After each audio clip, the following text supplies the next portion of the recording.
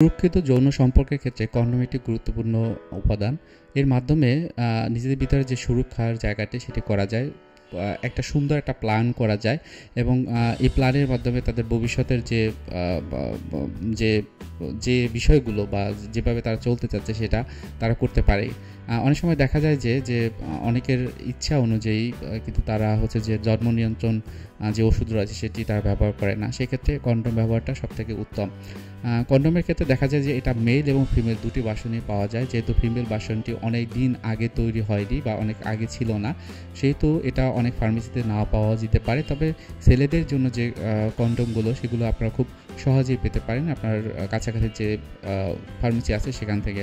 কন্ডোমের গুরুত্ব কন্ডোমের যে গুরুত্বটি সেটি অনেক, কেননা এর মাধ্যমে STI অর্থাৎ হচ্ছে যে সেক্সুয়াল ট্রান্সমিটেড যে ইনফেকশন হতে পারে, এছাড়াও HIV, এইডস, গনোরিয়া বা অন্যান্য যে শারীরিক যে লক্ষণগুলো একজনের কাছ থেকে আরেকজনে কিন্তু ট্রান্সমিটেড হওয়ার সম্ভাবনা থাকে।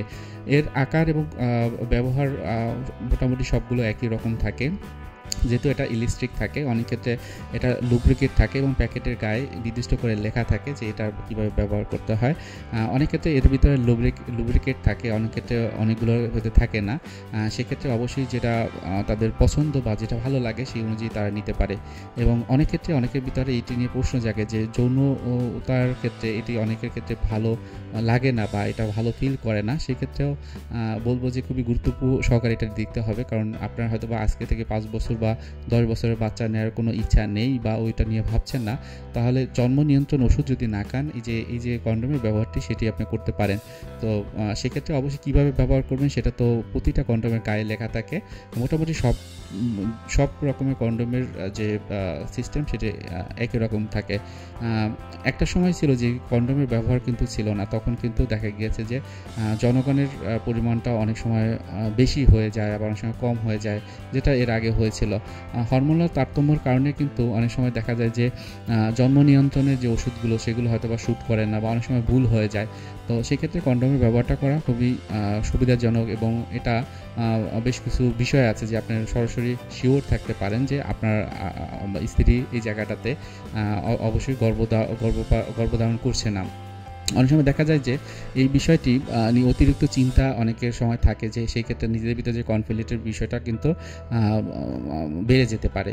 আবার ফিমেল এবং মেল কন্ডোমের ক্ষেত্রে কে কোনটি ব্যবহার করবেন বা পছন্দ করবেন সেটাও কিন্তু আপনারা বেছে নিতে পারেন। বর্তমান সময়ে জন্ম নিয়ন্ত্রণের জন্য বিভিন্ন রকমের পদ্ধতি বের হয়েছে, তো সেই যে ব্যবহারের পদ্ধতিগুলো সেগুলো কিন্তু আপনারা করতে পারেন।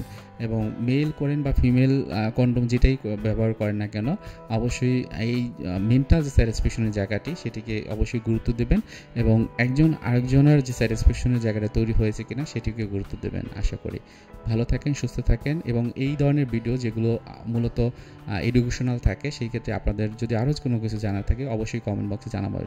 ধন্যবাদ।